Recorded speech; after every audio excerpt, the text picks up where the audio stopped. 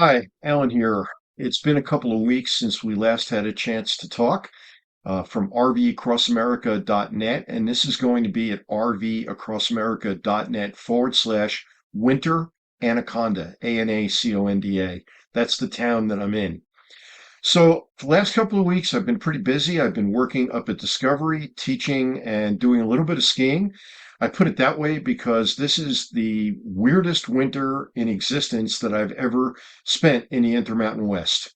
You know, Montana's pretty far north. My prior post was about spending a winter at north of 46 degrees north. And when I made the video for that prior post, the temperatures had dropped down to about minus 40. The camper came through just fine. The truck had a little bit of a problem, but it thawed out after a few days, and everything is good. Since then, the temperatures have recovered and more than recovered. We were pretty mild early in January. We've only had one up at Discovery, up at 7,000 feet, one 5-inch snowfall all winter. Well, since a storm in October, but that doesn't count because that was way too early for that snow to stick around. The 5-inch snow occurred early in January. The temperatures then moderated to mild for this location for this time of year, but not so mild that the snow melted. We then had the super cold Arctic outbreak, and minus 40 for this area. Yes, that is super cold. And then since then, the temperatures moderated. It got up into the 40s last week, and then the 50s this week. I actually have a little footage. I tried shooting this outside the other day on the last day of January, and I'm going to clip that in here right now. So you see that I was standing outside in just a long sleeve shirt, and I was actually in shorts. And I didn't complete the video out there because the audio was not working properly. The breeze was blowing a little bit, and my Yeti microphone, for whatever reason, didn't want to cooperate when it was outside. It worked fine inside. In fact, I'm using it right now to record this video.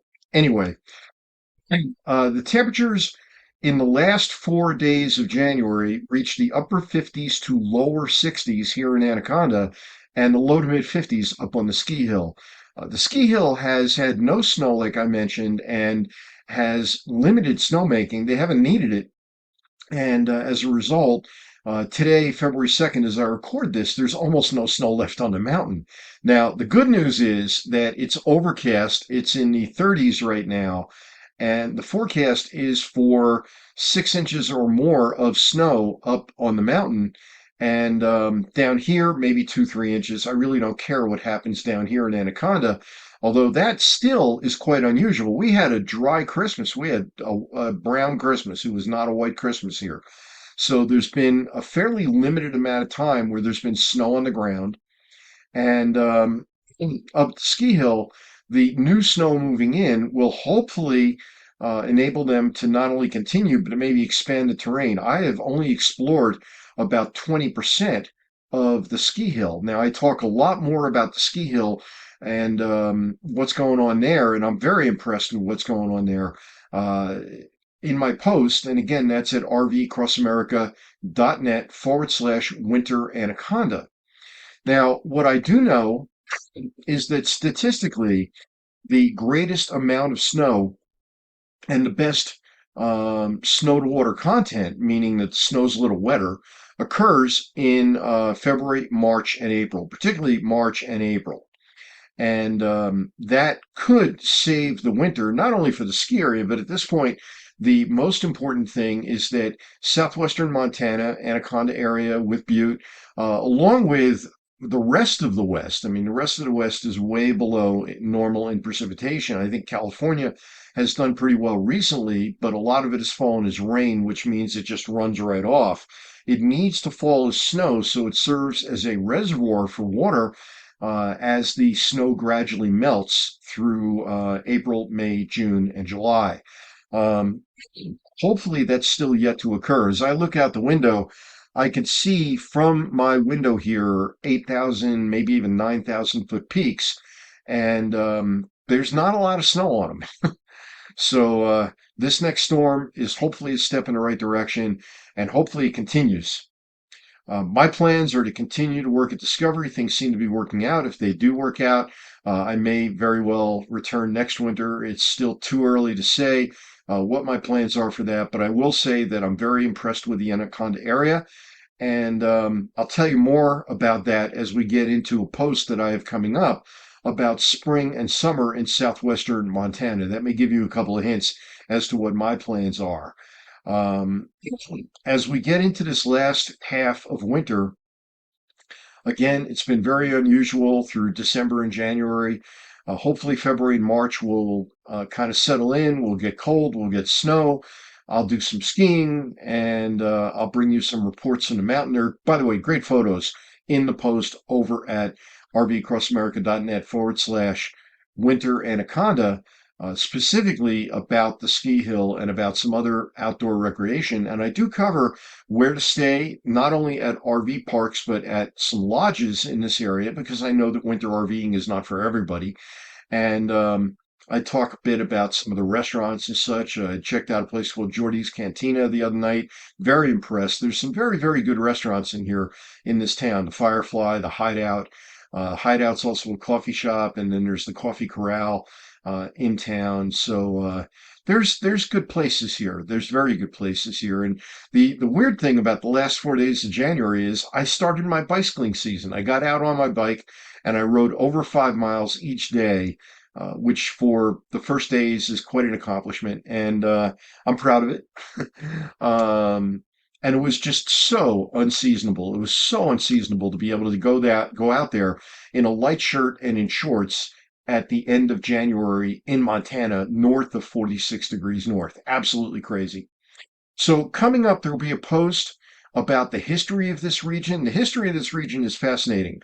I am living in the nation's largest Superfund site, and I'll tell you why when I tell you more about it, how it happened, what went on here, and it was very interesting history to all of America.